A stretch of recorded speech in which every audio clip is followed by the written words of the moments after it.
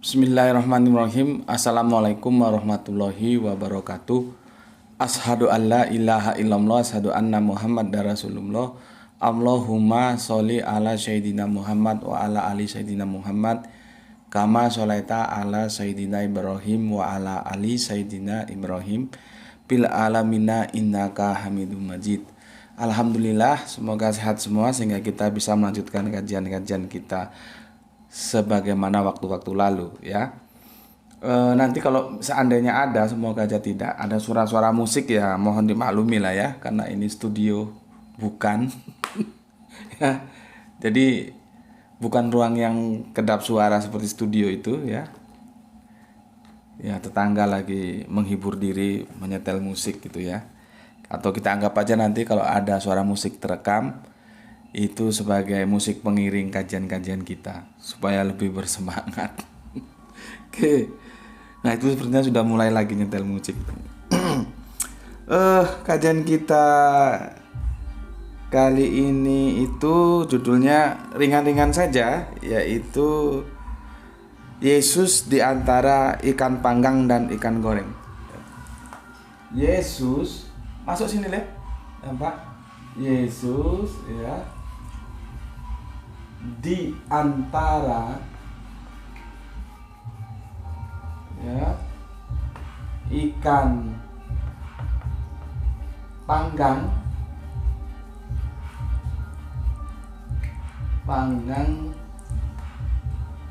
dan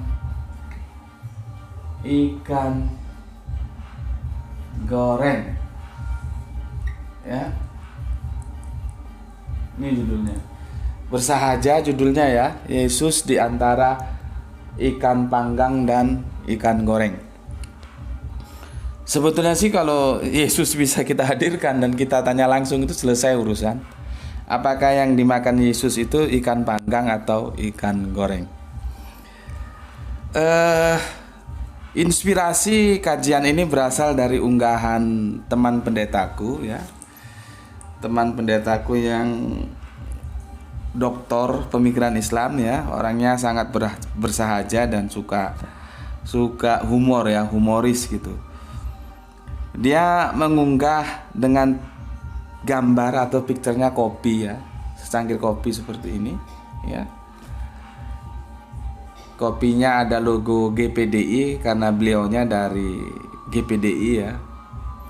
Begini anunya, captionnya begini: kalau hidup harus sesuai firman Tuhan, aku sudah berdosa, pasti masuk neraka.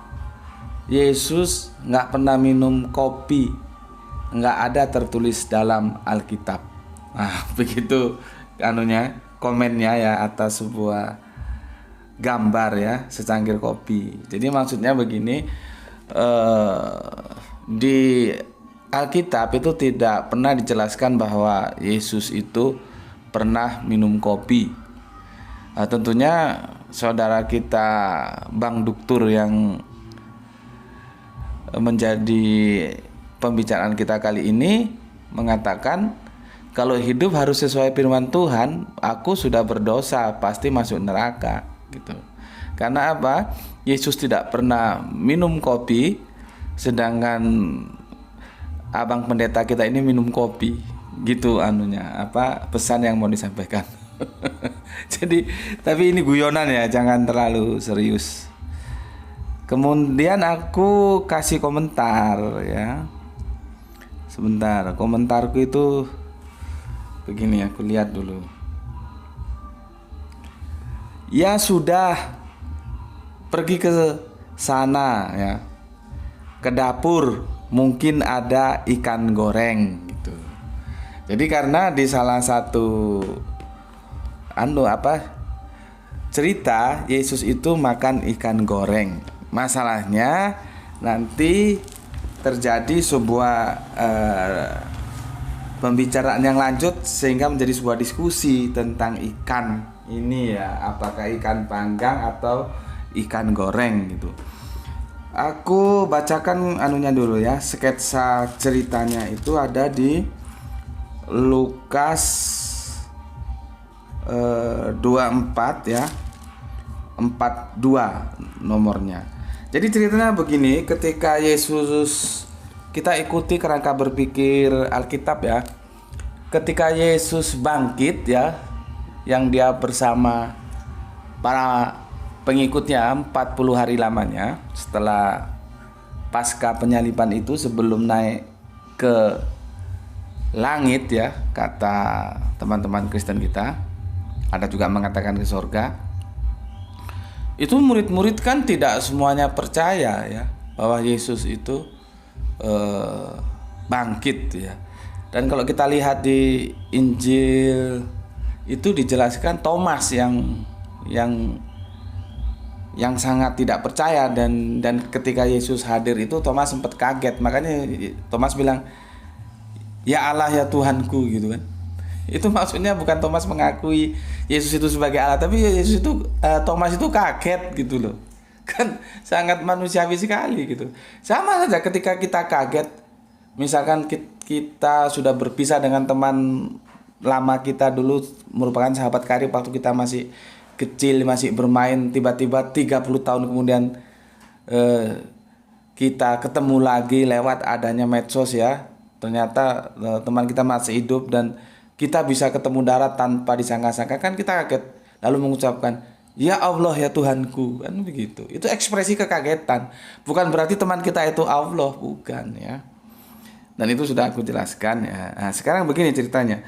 Ketika Yesus menemui para murid, ya, itu para murid itu di antara takut dan senang ya.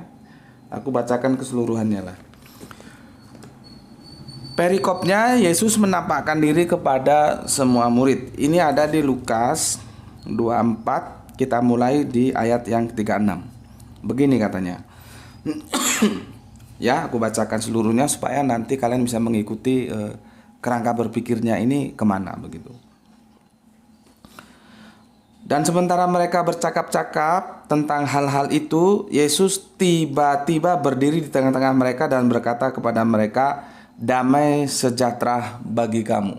Nah, seperti yang aku bilang tadi, Yesus itu hadirnya tiba-tiba, makanya si Thomas kaget. Makanya dia bilang, "Ya Allah, ya Tuhanku." Bukan berarti Thomas mengatakan bahwa Yesus itu Allah ya. Inilah perlu kecerdasan intelektual yang expand, yang bukan hanya sekedar cerdas, untuk memahami apa yang tersirat dan tersurat dalam teks-teks suci sehingga kita tidak salah paham. Untuk bisa kita membidik secara tepat, maka dogma itu harus dikubur dalam-dalam. Kalau sudah dalam dogma dan dia terima sebagai Allah Yesus itu ya, teks itu bisa jadi rusak. Pesannya bisa menjadi menyimpang begitu. Oke, aku lanjutkan sekarang yang 37. Mereka terkejut, maksudnya murid-murid ya, dan takut. Ya, jadi antara takut, terkejut ya, menyangka bahwa mereka melihat hantu. Jadi Yesus dikira hantu, kan Yesus sudah tersalib ya, dan sudah wafat begitu ya. Tiba-tiba hadir kembali gitu. Jadi dikira hantu. Berlanjut ke 38. Akan tetapi ia berkata kepada mereka, ya, maksudnya ia itu Yesus ya, "Mengapa kamu terkejut dan apa sebabnya timbul keraguan-raguan di dalam hatimu?" Ya, hati kamu ya. Ayat berikutnya 39. "Lihatlah tanganku dan kakiku, aku sendirilah ini. Rabahlah aku dan lihatlah, karena hantu tidak ada daging dan tulangnya seperti yang kamu lihat ada padaku." Jadi dalam ketakutannya itu, Yesus berusaha meyakinkan bahwa dia itu ya manusia, bukan hantu begitu loh ya. Dan pada sketsa ini, teman-teman Kristen yang percaya bahwa Yesus itu Allah, coba perhatikan teksnya. Yesus itu tidak pernah berusaha seperti ini dalam meyakinkan muridnya bahwa dia manusia. Ya, ini sebuah upaya yang diupayakan mati-matian supaya murid yang takut itu bahwa dia hantu itu salah. Jadi dia harus berjibaku menggunakan segala argumentasi untuk memberikan sebuah kepercayaan kepada para muridnya bahwa dia manusia dengan memberikan tangannya. Wah, ini tangan ini ada daging, ada tulang. Kalau hantu itu tidak ada daging, tidak ada tulang, begitu. Jadi dalam konteks ini Yesus berusaha semaksimal mungkin dengan mengajukan data-data argumentatif di mana di situ adanya tulang dan daging, itu dalam upaya dia meyakinkan para muridnya bahwa dia manusia. Lalu apa yang mau aku sampaikan di sini? Yesus tidak pernah meyakinkan kepada para muridnya bahwa dia itu Allah. Tidak pernah.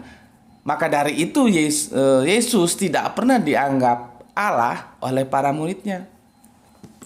Jadi simple. Kalau kita memahami secara runs, duduk permasalahannya itu simple.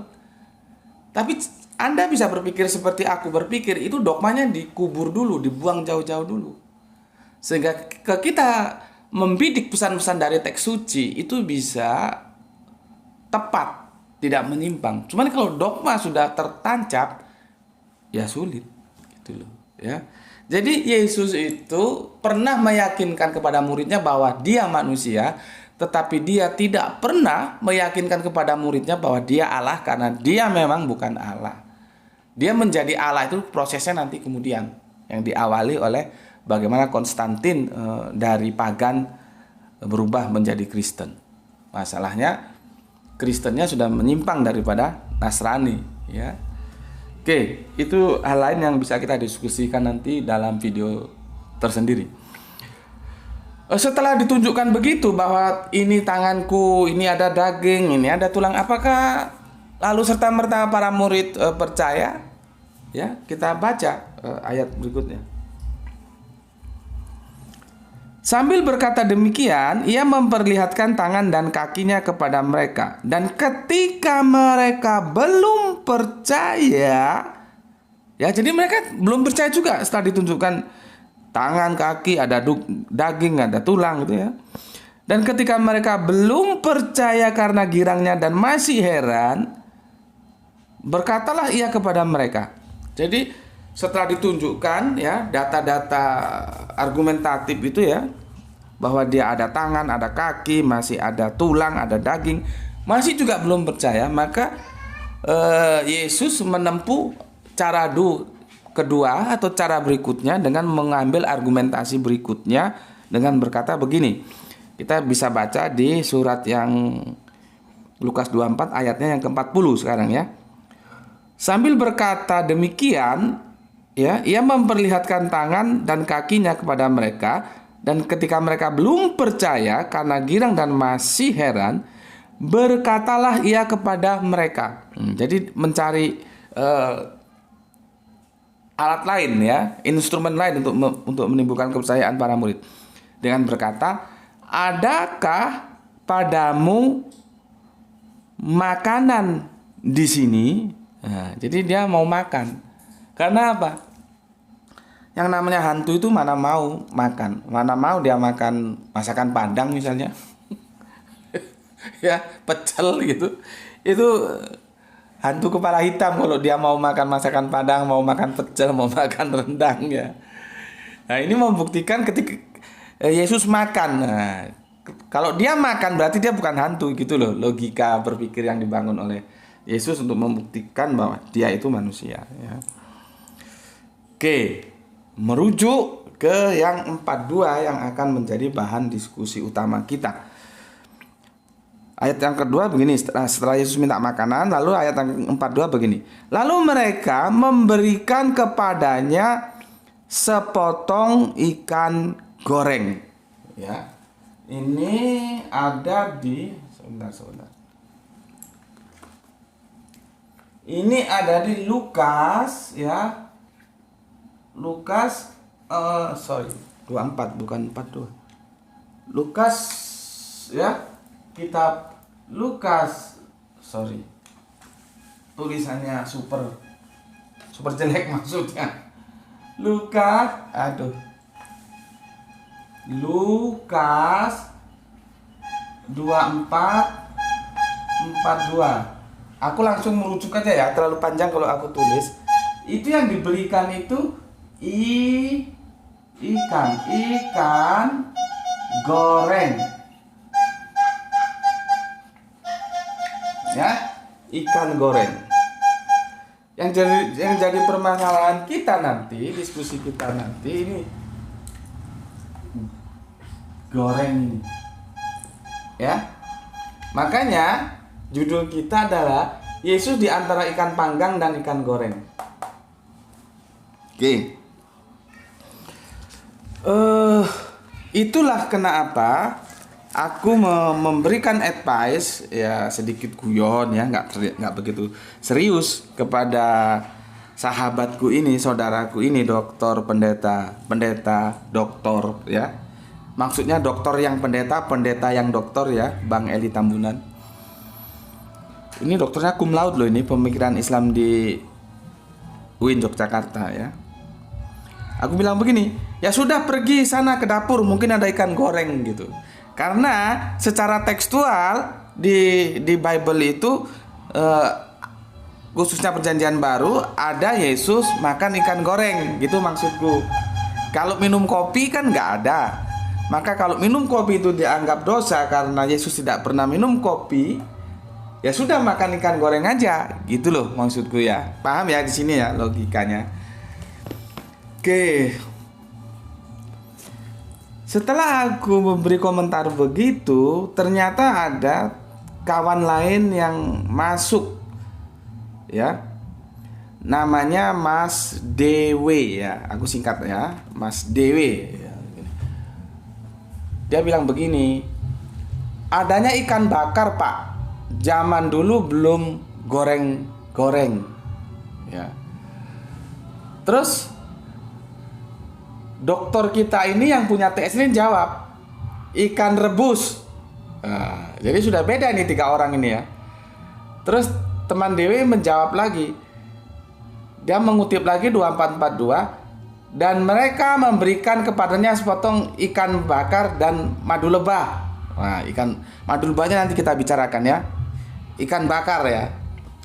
Terus aku ya mengatakan, aku mengutip lagi, lalu mereka memberikan kepadanya sepotong ikan goreng. Nah, ya.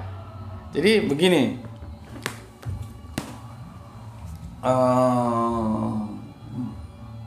Bang dokter kita ya. Dokter ini ya. Terus ada teman kita yang masuk, Mas Dewi ya. Dewi, terus ada Gus Beti ya. Kalau menurut Bang Dokter ini ikan rebus. Ya. Kalau menurut Dewi ini ikan bakar. Kalau menurut GM, Gus Beti, itu ikan goreng. Nah, terus mana yang benar? Mana yang benar ini? Antara ikan bakar ya, ikan rebus atau ikan goreng? Ini masalah. Makanya aku bilang begini ya. Kitab suci itu tidak bisa disamakan dengan terjemahan kitab suci. Ya, kuncinya di sini dulu harus sepakat. Oke. Aku bilang begini ya. Bahwa ya, sejak kapan Yesus itu terima wahyu dalam bahasa Inggris? Itu pertanyaanku kepada teman, karena teman meminta aku untuk membuka Luke 2442 dalam kurung KJF, maksudnya King James Version ya. Begini, and they give him a piece of a broiled fish and honeycomb. And honeycombnya kita abaikan dulu ya. Kita fokus kepada and they give him a piece of a broiled ya. Ini aku juga nggak tahu karena dokter kita yang satu ini suka guyon. Kenapa dia tulis ikan rebus? Apakah dia sekedar guyon atau dia salah? Kalau salah agak nganu juga, agak sepertinya tidak mungkin juga, karena ini istrinya ini bule dari Amerika ya. Artinya apa? Tentu bahasa Inggris dia itu sudah familiar banget ya, tidak seperti kita ini. Karena begini, boiler itu rebus memang ya, tapi di teks English version tuh pakai R, ada satu huruf. Ini boiler tanpa ini broiler ya. Kalau broiler itu panggang ya, panggang. Aku nggak tahu kenapa Bang Dokter kita mengatakan ikan rebus, apakah dia memang mengajak kita guyonan ya, atau dia sepertinya kalau dia salah agak aneh, karena dia istrinya orang bule Amerika, tentunya dia familiar dengan bahasa Inggris. Dalam teks Inggris antara boiled rebus dan broiled panggang memang hanya beda satu huruf ya. Kalau panggang itu ada R-nya, tapi kalau rebus itu tidak ada R ya. Ini satu sisi. Oke. Kemudian kalau kita lihat dalam terjemahan Inggris seperti yang disarankan oleh sahabat kita Dewi ini untuk meng-cross check ke Injil yang dalam bahasa Inggrisnya, dia broiler, artinya panggang ya, panggang. Jadi ada yang bilang rebus, ada yang bilang panggang, terus aku bilang goreng. Kenapa yang aku bilang goreng? Ini LAI punya, Lembaga Alkitab Indonesia. Ini Inggris ya. Ini aku hapus ya. Aku disalahkan oleh Mas Dewi ini. Dia bilang, Pak, jangan lihat LAI. LAI itu salah, Pak. Coba lihat ke Inggris, yang benar Inggris. Jadi itu ikan bakar, Pak, bukan ikan goreng. Itu loh. Ya. Lalu aku jawab, ya, seperti tadi yang aku bilang ya, bahwa bahasa Inggris itu juga terjemahan. Ya. Bahasa Inggris itu juga terjemahan. Kita harus sepakat bahwa terjemahan kitab suci itu bukan kitab suci. Jadi ini bukan kitab suci ini. Ini terjemahan kitab suci edisi bahasa Indonesia. Jadi ini bukan kitab suci. Kita berbicara dalam perspektif akademis ya. Tolong dipahami. Ini bukan kitab suci. Ini terjemahan kitab suci dalam edisi bahasa Inggris Indonesia. Kalau tadi Indonesia, ini Inggris Indonesia. Dan ini King James ini terjemahan kitab suci dalam edisi bahasa Inggris. Ini bahasa Inggris kuno ini. Bukan Inggris zaman Kiwari ya, Inggris kuno ini. Agak sulit. Seperti bahasanya, kalau bahasa Melayu lah ya. Makanya kalau kita yang sudah hidup di zaman sekarang, kalau baca tafsirnya Buya Hamka yang dalam Al-Azhar itu ya, tafsir Al-Azhar itu agak sulit karena itu bahasa Melayunya kental banget. Oke, aku minum dulu. Bismillahirrahmanirrahim. Oke, setelah aku bilang demikian ya, bahwa terjemahan itu tidak boleh menghakimi terjemahan, karena levelnya kan sama-sama terjemahan. Jadi kalau ada upaya untuk merujuk kebenaran terjemahan, itu rujukannya harus ke original teksnya. Nah, kemudian sahabat kita Dewi ini mengutip yang edisi bahasa Yunani. Maka aku bilang, kapan firman itu turun dalam bahasa Yunani? Nggak ada.